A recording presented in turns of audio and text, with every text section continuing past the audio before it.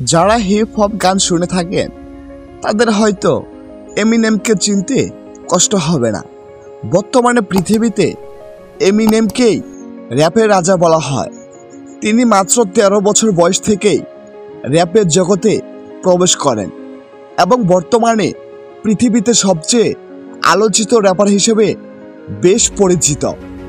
আপনি হয়তো এমিনেমের অনেক গান শুনেছেন, কিন্তু তার সম্পর্কে খুবই কম জানেন।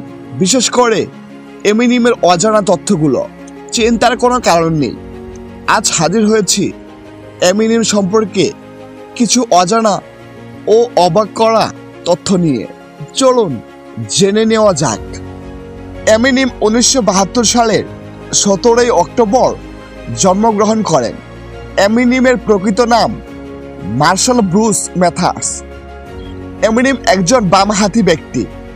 এমিনেম ছোট থেকেই কমিক বুক খুবই পছন্দ করতেন এবং বড় হয়ে কমিক বুক আর্টিস্ট হওয়ার স্বপ্ন ছিল তার। এমিনেমের বাবা তিনি ছোট থাকাকালীনই তাদেরকে ছেড়ে চলে যান, আর কখনো তার বাবা ফিরে আসেননি।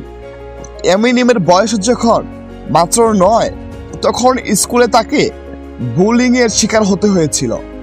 তাকে প্রায় প্রতিদিনই মারা হতো। একদিন এমনভাবে মারা হয় যে তিনি 1 সপ্তাহের জন্য কোমায় চলে যান। এমিনেম প্রথমে 1996 সালে একটি আনঅফিশিয়াল অ্যালবাম বের করেন। সেই অ্যালবামটির নাম হচ্ছে ইনফিনিট, যেটি মাত্র 1000 কপি বিক্রি হয়েছিল।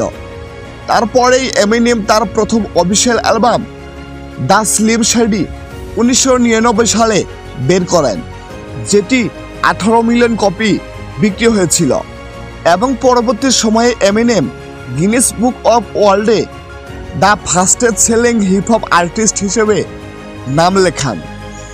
এমিনেম আগে প্রতি রাতে সবসময় ডিকশনারি থেকে নতুন নতুন শব্দ শিখতেন, যাতে করে পরবর্তী সময়ে গান লিখতে সেগুলো কাজে লাগে। পরিশেষে বলতে চাই, এমিনেম হচ্ছে ইন্টারন্যাশনালি বর্তমান সময়ে র্যাপ কিং। তাকে অনেকেই আইডল মেনে থাকে।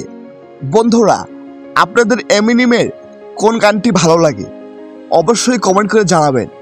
আর ইন্টারন্যাশনাল হিপ হপ আপডেট পেতে অবশ্যই আমাদের চ্যানেলটি সাবস্ক্রাইব করতে ভুলবেন না। ধন্যবাদ সবাইকে।